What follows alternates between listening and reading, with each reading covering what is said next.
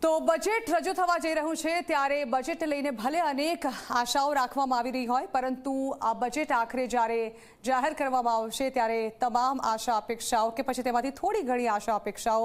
દેશવાસીઓની પૂરી કરવામાં આવી છે કે નહીં તેના પરથી પડદો ઉંચકાશે। 11 વાગ્યાના સમયની રાહ જોવાઈ રહી છે અને નાણામંત્રી પણ રાષ્ટ્રપતિ ભવન તરફ રવાના થઈ ચૂક્યા છે। આ પહેલા હવે ચર્ચા શરૂ કરવા જઈ રહ્યા છે કે આખરે એક્સપર્ટ્સ તેને લઈને શું માની રહ્યા છે। મારી સાથે જે મહેમાનો જોડાયા છે તેમની સાથે વાત કરીશું અને ચર્ચા કરીને જાણવાની કોશિશ કરીશું કે આખરે તેઓ શું મત ધરાવે છે હવે આવનારા બજેટને લઈને। મારી સાથે સીએ તેમજ ભાજપ તરફથી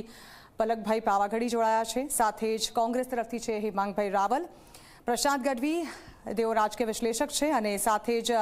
જીએસટી એક્સપર્ટ એડવોકેટ વારીસ ઈશાણી, નિર્મલ નથવાણી ઇકોનોમિસ્ટ મારી સાથે જોડાયા છે અને સુરતથી મારી સાથે દિનેશભાઈ નાવડિયા પણ જોડાયા છે। આપ તમામ મહેમાનોનું ઝી24 કલાકમાં સ્વાગત છે। સૌથી પહેલા એટલા માટે પ્રશાંતભાઈ આપને પૂછીશ કારણ કે ચર્ચાઓ તો શરૂ થશે, અટકળો પણ અનેક છે જ્યારે બજેટ રજૂ થશે તે પહેલાં, પરંતુ એવી થોડી ઘણી આશા લોકોને છે આ વખતે પોઝિટિવ બજેટને લઈને, કારણ કે જે ફટકો પડ્યો છે આ વખતે ભાજપની ઇલેક્શનમાં, કોઈ પણ રીતે ઇલેક્શનને સાંકળવું જ પડે આજે, ત્યારે એવું લાગી રહ્યું છે કે કદાચ લોકોને ખુશ કરવાનો પ્રયત્ન કરવામાં આવી શકે। શું લાગે છે?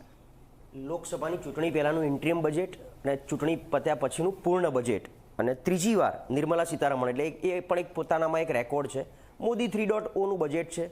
દેશના જીડીપીના આધારે 50 લાખ કરોડની આસપાસનું આ બજેટ, નોર્મલી દર વખતે આપણે બજેટ આવતા પહેલાં એક મોટી ચર્ચા કરીએ છીએ, પાછું બીજા વર્ષે ભેગા થઈને પાછું શું નવું આવશે, પણ પાછલા વર્ષમાં જે બજેટ આપ્યું એનાથી શું અસર થઈ। હવે આ વર્ષે અમુક રાજ્યોને બાદ કરતાં એવી કોઈ મોટી ચૂંટણી, હા મહારાષ્ટ્ર, ઝારખંડ એની ચૂંટણી છે, પણ એવી કોઈ ચૂંટણી આવતી નથી કે જેની લોભ લાલચ આપવી પડે। પણ છેલ્લા આ ત્રીજી ટર્મ છે અને દર વખતે આપણે વાઘ આવ્યોની ચર્ચા કરતા હોઈએ, કારણ દેશમાં મધ્યમ વર્ગ સૌથી વધારે છે। જેમ ગરીબ વર્ગ એક છે, પણ મધ્યમ વર્ગ કે જેને બહુ મોટી આશા હોય છે, જે વ્યક્તિ 25,000 રૂપિયા કમાઈ અને પોતાનામાં એક સેવિંગ કરવાની આશા રાખતો હોય છે, જે મેક્સિમમ ટેક્સ પેયર છે મધ્યમ વર્ગ, એટલે કારણ કે બિઝનેસમેન ડેફિનેટલી સીએ મારી બાજુમાં બેઠા છે અને આ દેશમાં એવું છે તમે ચોરી કરો તો જ મોટા થઈ શકો, એ ટેક્સમાં ચોરી કરો, ધંધામાં ચોરી કરો એટલે મોટા થવાય, પણ જે મધ્યમ વર્ગ છે કે એનો પગાર જે આવે એ બી ટેક્સ કપાઈને આવતો હોય, એટલે એને એવી એક આશા જાગતી હોય। અને છેલ્લા ઘણા વખતથી આપણે વાત કરી રહ્યા છે કે આ વખતે ટેક્સ સ્લેબમાં કંઈ બહુ મોટી રાહત આવશે, હોમ લોનમાં કંઈક બહુ મોટી રાહત આવશે, આ થશે તે થશે, એટલે એવી આશા રાખીએ કે મધ્યમ વર્ગને ખરેખર ખાસ કરીને વધતી જતી મોંઘવારી, કારણ કે મોંઘવારી એટલી બધી, મોંઘવારી એક ચરમસીમા ઉપર છે અને છેલ્લા કેટલાય વર્ષોની ચરમસીમા ઉપર છે, તો એની ઉપર કાબુ મેળવવા માટેનો સરકારનો પ્રયાસ શું રહેશે? જો મોંઘવારી ન ડામી શકાય તો એની સામે લોકોને એવી કઈ રાહત આપી શકાય કે જેને એવું લાગે કે ભાઈ આ મોંઘવારી નથી પણ મને મોંઘવારી નડતી નથી।